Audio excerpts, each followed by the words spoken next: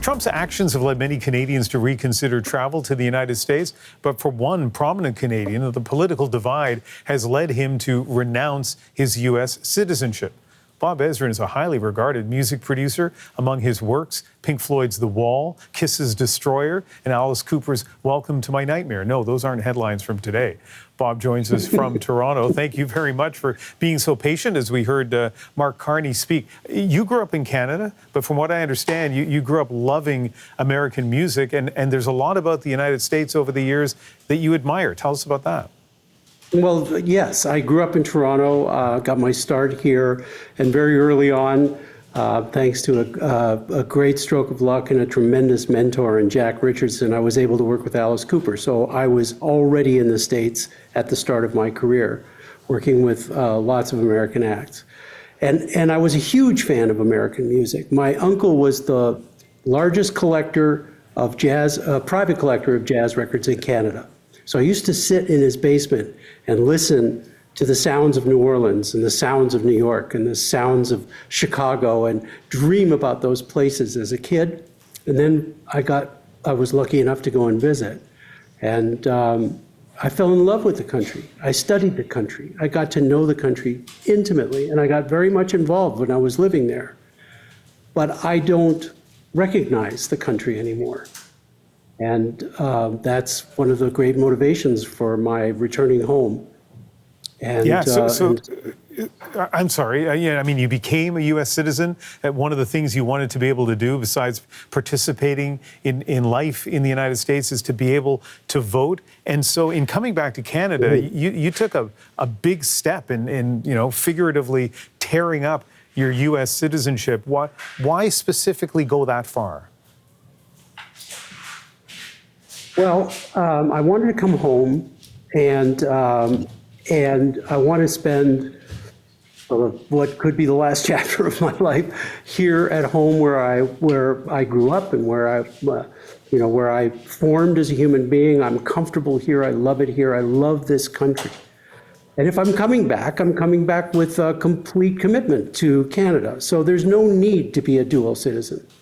But there's another side to it too, which is that I don't approve of the changes in American society and culture and certainly in politics, and I don't feel comfortable there anymore. So I don't really want to participate in it.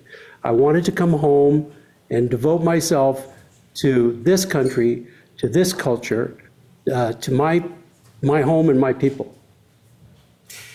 You're making a very emphatic statement very publicly. Mike Myers made a very emphatic statement very publicly on Saturday Night Live, wearing that T-shirt, "Canada is not for sale." What did you think of that?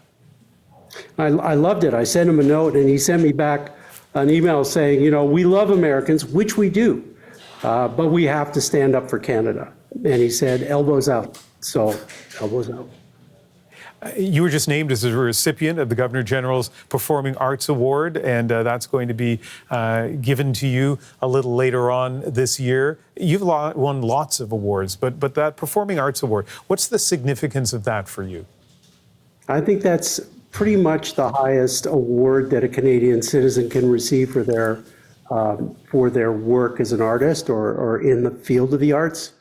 I'm humbled by it. I was amazed. I was completely blindsided when they called me to say that I would receive that. I'm very happy and very grateful, but I also realize that with it comes a responsibility.